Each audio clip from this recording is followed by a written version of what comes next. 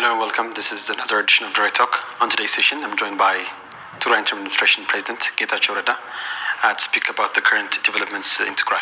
President Getachew, thank you so much for joining us. You're welcome. Let's begin with the latest development, the suspension of senior army commanders. Why are they suspended? Why now? Can you elaborate on the entire nature of the action? Well, for the last several months, Tigray has been embroiled in a crisis where the ruling party, TPLF, of course, the most dominant party in the region, TPLF, have been going through all sorts of crises. And the senior commanders were largely involved in trying to find an amicable solution, or to impose an amicable solution on groups who had difficulty seeing eye to eye on a number of issues. So when the faction led by the chairperson decided to register itself in the federal government and conduct Congress, we had reason to believe that the Congress they were concocting was not only below standard, but more importantly, divisive in its nature, and of course, not in a position to come up with anything that would herald a better future for Tigray. So we begged to differ. So it conducted a Congress which the federal government, which registered as a party in the first place, deemed illegal and unacceptable. And this faction of the TPLF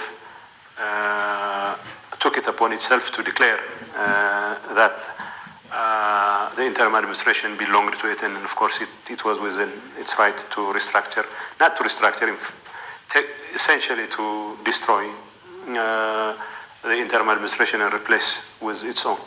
But the federal government and other entities begged to differ, because the interim administration was the result of an outcome of the agreement between the federal government and the TPLF, whatever technical defects it might have. But after that, there was a tendency among the top brass in the Tigray army leadership to try and impose what they believed was a legitimate faction, that particular faction as a legitimate one, and try and force a will on the interim administration. And although at the outset we had a number of discussions with the top leadership, and of course we had reason to believe that most of them were convinced that there was not the best interventions they could make under circumstances. The TPLF faction, which was hell-bent on taking over Tigray, of course, for all the nefarious causes that it wants to put in place, it kept on working on the lower rank of the military leadership, and they decided that this illegal faction was a legitimate one. And it's not within their prerogative.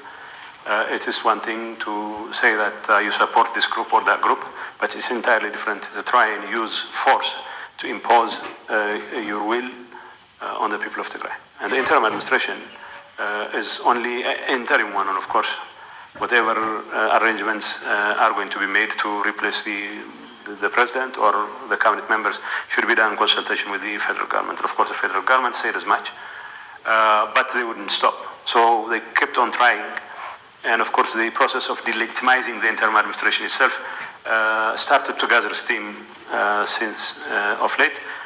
And, you know, it was my view, and of course, a very considered one, that the army commanders should have focused more on making sure that the army either goes, a chunk of it has to go through DDR, a chunk of it needs to be maintained, but it needs to be taken care of in a number of ways. Rather than focusing on the part of their responsibility, they started interfering with the domestic politics. And of course that started to play havoc with the way the interim administration conducted it. This has been a month since they already announced in a statement that they support one faction with TPLF. I mean, why is it now that you have to... No, this time around they are actually taking all the steps needed to implement their so-called decision. They are breaking in government offices. They are removing interim administration officials. And of course, it has created confusion not only in the public, but more importantly, even within the army itself. So it was my considered opinion. Where specifically? Well, this happened in Sahatis, in northwestern Tigray and central Tigray. This has happened several months ago. And officials who've been appointed by the interim administration are now displaced from their locations. We have been working on internally displaced people to return them to Western Tigray, but now we have more displaced people from other parts of Tigray, simply because they happen to be appointed of the interim administration. So they wanted to take over the entire Tigray. And what I have been trying to do is to try and reason with them that rather than going ahead with that harebrained plan, it would be entirely appropriate for them to